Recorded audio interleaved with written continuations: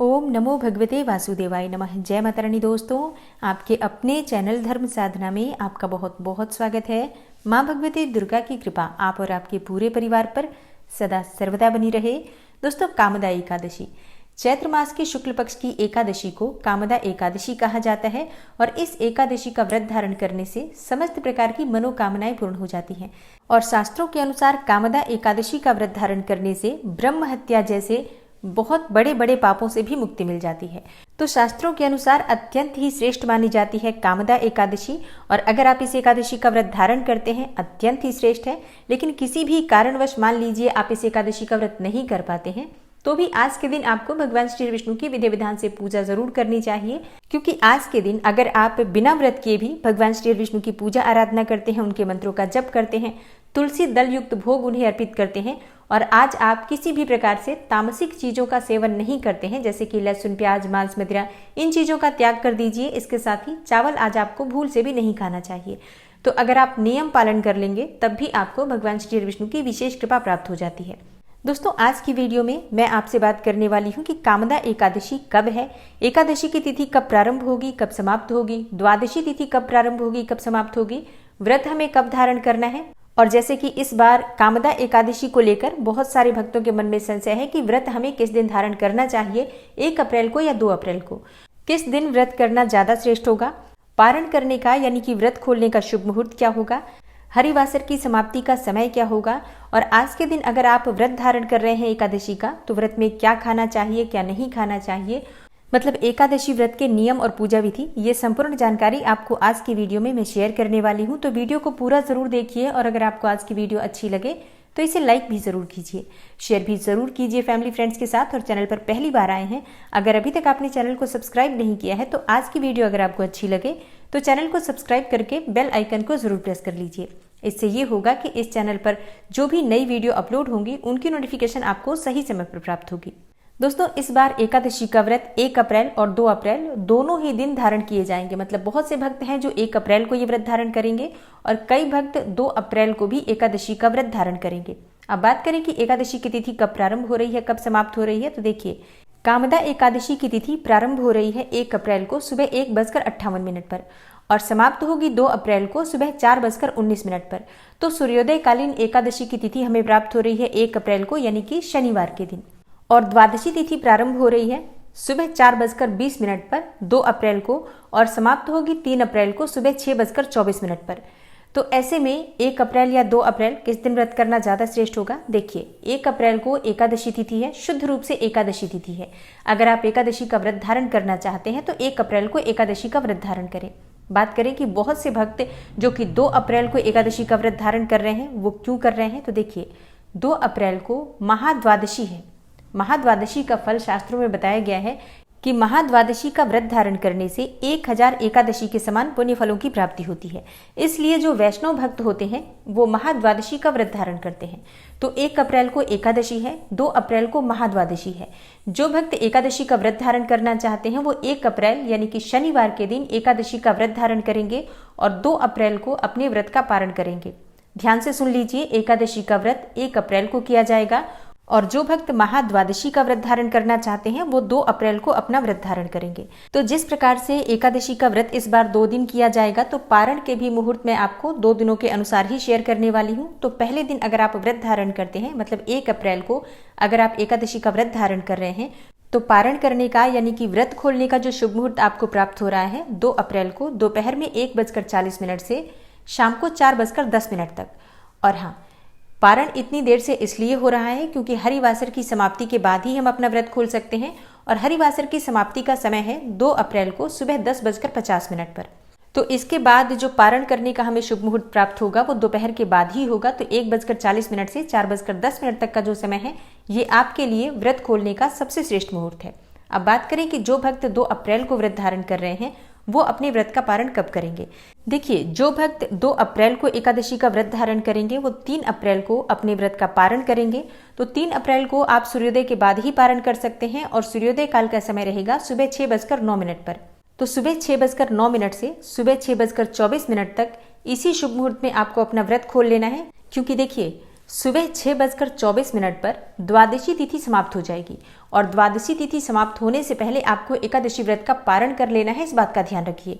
तो बहुत थोड़ा सा समय है, मतलब सुबह 6:09 से सुबह 6:24 तक का जो समय है बहुत थोड़ा सा समय है।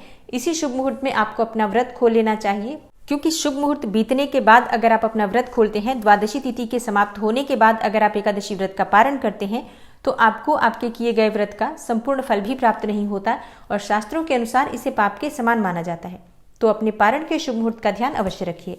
और अब बात करें कि कामदा एकादशी व्रत का नियम क्या होगा, तो देखिए, अगर आप 1 अप्रैल को एकादशी का व्रत कर रहे हैं तो आप 31 मार्च को ही दशमी तिथि के नियम का पालन करेंगे, और जो भक्त 2 अप्रैल को एकादशी का व्रत धारण कर रहे हैं उनके लिए 1 अप्रैल को दशमी तिथि के नियम का पालन करना श्रेष्ठ होगा।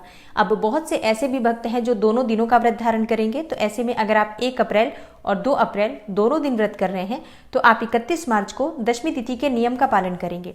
और दशमी तिथि को करना क्या होता है आपको, देखिए, जो भक्त एकादशी का व्रत करते हैं दशमी तिथि के दिन उन्हें सात्विक भोजन लेना चाहिए। बिना लहसुन प्याज का शुद्ध और सात्विक भोजन लिया जाता है। भोजन में आप किसी भी प्रकार से मसूर की दाल का सेवन नहीं करते हैं। टमाटर, शाक और मूली, गाजर, बैंगन ये चीजें भी नहीं खानी चाहिए। जो भक्त एकादशी का व्रत करते हैं दशमी तिथि के दिन उन्हें चावल का भी सेवन नहीं करना चाहिए। और दशमी तिथि की शाम को सूर्यास्त होने के बाद अन्न और नमक दोनों का सेवन नहीं किया जाता है। और ब्रह्मचर्य का पूर्ण रूप से पालन करना चाहिए। भूमि पर शयन करना चाहिए। ये दशमी तिथि के नियम होते हैं अगर आप एकादशी का व्रत करना चाहते हैं तो। और जैसे कि एकादशी के दिन भगवान श्री हरि विष्णु की विधि विधान से पूजा की जाती है तो उसके लिए तुलसी का पत्ता अत्यंत आवश्यक होता है। तो ऐसे में दशमी तिथि के दिन ही आपको तुलसी का पत्ता भी तोड़ कर रखना है, क्योंकि एकादशी के दिन तुलसी के पत्ते नहीं तोड़ सकते हैं। तो तुलसी के पत्ते आप शुक्रवार को ही तोड़कर रख लीजिए। और जैसे कि कई भक्तों के प्रश्न आए हैं कि एकादशी इस बार जैसे कि 2 दिन लग रही है, जैसे कि एक दिन एकादशी होगी, अगले दिन रविवार हो जाएगा, तो तुलसी में हम जल किस प्रकार से दें। अभी बहुत तेज धूप भी हो रही है, तो ऐसे में तो तुलसी सूख जाएंगी। तो देखिए, वैसे तो अगर हम शुक्रवार के दिन अच्छे से तुलसी का सिंचन कर देते हैं, अच्छे से जल दे देते हैं, तो 2 दिन तुलसी आराम से रह जाएंगी, बिल्कुल नहीं सूखेंगी। लेकिन देखिए, अगर आपको लग रहा है ऐसा कि आपकी तुलसी सूख सकती है, तो ऐसे में आप रविवार के दिन भी तुलसी में जल दे सकते हैं, कोई समस्या नहीं है। एक और चीज का ध्यान रखिए, एकादशी के दिन तुलसी में जल नहीं दिया जाता है, लेकिन तुलसी में दीपदान जरूर करना चाहिए।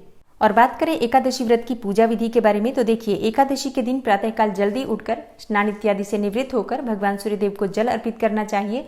उसके बाद अपने घर के मंदिर में भगवान श्री हरि विष्णु की विधि विधान से पूजा कर लीजिए और भगवान श्री हरि विष्णु के सामने शुद्ध घी का दीपक जलाकर सबसे पहले अपने व्रत का संकल्प ले लीजिए कि आज आप कामदा एकादशी का व्रत धारण कर रहे हैं। और अगर आप किसी विशेष मनोकामना से ये व्रत धारण कर रहे हैं तो अपनी मनोकामना भी भगवान श्री हरि विष्णु से कहकर और फिर आप व्रत का संकल्प लीजिए।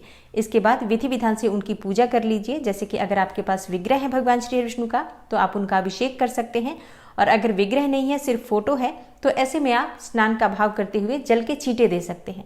भगवान श्री हरि विष्णु को आज के दिन पूजा करते समय जो भोग अर्पित किया जाता है, विशेष रूप से पंचामृत का भोग अर्पित किया जाता है। दूध, दही, घी, शहद, शक्कर, 5 चीजें मिलाकर पंचामृत बनाइए और इसमें तुलसी का पत्ता डालकर भगवान श्री हरि विष्णु को भोग स्वरूप अर्पित करना चाहिए।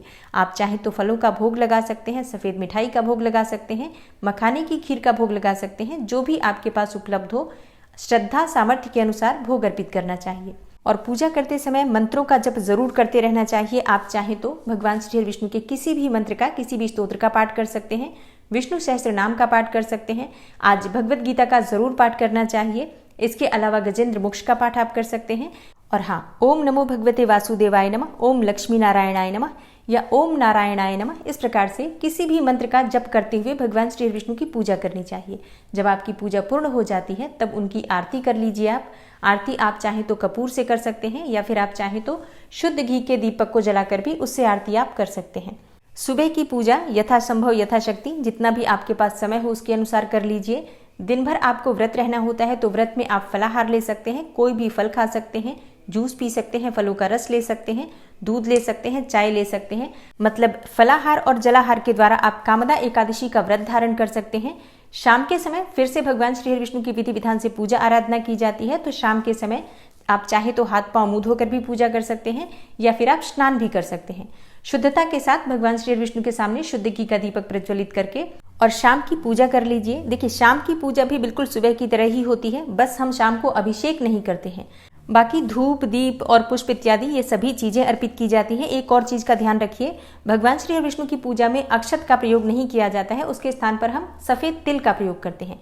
तो भूल से भी चावल का प्रयोग एकादशी की पूजा में नहीं करना चाहिए। तो विधि विधान से भगवान श्री विष्णु की पूजा कर लीजिए। भोग शाम को भी लगाना होता है और सुबह भी लगाना होता है।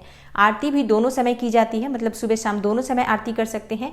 मंत्रों का जप अपनी इच्छा के अनुसार आप रात्रि में कितने भी समय तक कर सकते हैं, क्योंकि एकादशी की रात्रि में जागरण करने का विशेष विधान बताया गया है। तो आप चाहें तो पूरी रात्रि जागरण कर सकते हैं, या फिर अपनी इच्छा के अनुसार जितना समय भी आपसे जागा जाए उतने समय जागकर भगवान श्री विष्णु के नाम का, मंत्र का स्मरण करना चाहिए। भजन कीर्तन करते हुए रात्रि जागरण किया जाता है। शास्त्रों के अनुसार अगर हम एकादशी के दिन भगवान श्री विष्णु की प्रसन्नता के लिए अखंड दीपक प्रज्वलित करते हैं तो इससे भगवान श्री विष्णु की विशेष कृपा हमें प्राप्त होती है। और मन की कोई कामना है आपकी तो अखंड दीपक प्रज्वलित करते समय अपने मन की कामना कहिए, निश्चित ही आपकी कामना पूर्ण होती है। अब जैसे कि भक्तों के प्रश्न आते हैं कि अखंड दीपक कब से प्रज्वलित करना चाहिए। देखिए, आप चाहें तो सुबह की पूजा जब आप प्रारंभ करते हैं तब से लेकर और अगले सुबह तक के लिए, मतलब पूरे 24 घंटे के लिए भी अखंड दीप प्रज्वलित कर सकते हैं, या फिर आप सिर्फ रात्रि भर के लिए, मतलब शाम की पूजा में प्रज्वलित कर दीजिए अखंड दीपक और पूरी रात्रि के लिए प्रज्वलित कर सकते हैं। तो ये पूरी तरह से आपकी अपनी इच्छा पर निर्भर करता है कि अखंड दीपक आप 24 घंटे के लिए प्रज्वलित करना चाहते हैं या फिर सिर्फ रात्रि पर्यंत के लिए करना चाहते हैं। और हाँ, अगर आप अखंड दीपक नहीं प्रज्वलित करना चाहते हैं तो भी कोई समस्या नहीं है। जब आप पूजा कर रहे हैं तो पूजा करते समय दीपक प्रज्वलित रहे, बस इस बात का ध्यान जरूर रखिए। तो सुबह शाम दीपक जरूर जला लीजिए अगर आप अखंड दीपक नहीं भी प्रज्वलित करते हैं तो। और इसके बाद जैसे कि अगले दिन यानी कि द्वादशी तिथि के दिन एकादशी व्रत का पारण किया जाता है, तो सुबह जल्दी उठ जाइए, स्नान इत्यादि से निवृत्त होकर और भगवान सूर्यदेव को जल अर्पित कीजिए। अपने घर के मंदिर में भगवान श्री विष्णु की पूजा आराधना कीजिए। उसके बाद आप अपना व्रत खोल सकते हैं शुभ मुहूर्त में। शुभ मुहूर्त का ध्यान अवश्य रखिए। और हाँ, पारण के लिए भोजन बनाते समय शुद्धता का ध्यान रखना चाहिए। और जब हम भोजन बनाते हैं तो सबसे पहले भगवान श्री विष्णु को भोग स्वरूप अर्पित किया जाता है। उसके बाद प्रसाद स्वरूप परिवार के सभी सदस्यों को आप वितरित करके स्वयं भी इसी प्रसाद को सबसे पहले ग्रहण करें, उसके बाद आप भोजन कर सकते हैं। और हाँ, एकादशी का पारण करते समय सबसे पहले तुलसी और गंगा जल या फिर तुलसी और भगवान श्री विष्णु का चरणामृत ग्रहण करना चाहिए, उसके बाद ही भोजन करना चाहिए। और व्रत खोलने से पहले एक और कार्य जरूर करना चाहिए। शास्त्रों के अनुसार किसी ब्राह्मण को घर बुलाकर भोजन कराना चाहिए, तभी अपना व्रत खोलना चाहिए। लेकिन अगर ऐसा संभव न हो तो ब्राह्मण के निमित्त भोजन की कच्ची सामग्री दान के स्वरूप निकाल दीजिए, दक्षिणा स्वरूप कुछ पैसे उसमें रख दीजिए। उसके बाद शुभ मुहूर्त में आप अपना व्रत खोल सकते हैं। और दान की सामग्री आप चाहें तो अपने भोजन करने से पहले या बाद में कभी भी भिजवा सकते हैं। लेकिन ये भी ध्यान रखिए, एक बार दान जब हम निकाल देते हैं तो बहुत अधिक समय तक घर में दान नहीं रखना चाहिए। इसलिए संध्या काल से पहले दान की सामग्री किसी ब्राह्मण को किसी मंदिर में या किसी धर्म स्थान में दान कर दीजिए। और हाँ, एकादशी व्रत का जो दान किया जाता है ये किसी ब्राह्मण को ही किया जाता है, इस बात का भी ध्यान रखिए। ब्राह्मण बिल्कुल भी मिले ना, तभी आप किसी जरूरतमंद को दे सकते हैं। तो दोस्तों, उम्मीद करती हूँ कि आज की वीडियो आपके लिए अवश्य उपयोगी होगी। और आने वाली वीडियो में आप सुनेंगे एकादशी व्रत की कथा। तो आने वाली वीडियो जरूर देखिए। प्रदोष व्रत और पूर्णिमा व्रत की जानकारी भी आपको आने वाली वीडियो में मिलने वाली है, तो चैनल से जुड़े रहिए जिससे कि सभी जानकारी आपको सही समय पर प्राप्त हो। मिलती हूँ मैं आपसे अगली वीडियो में, तब तक के लिए नमस्कार।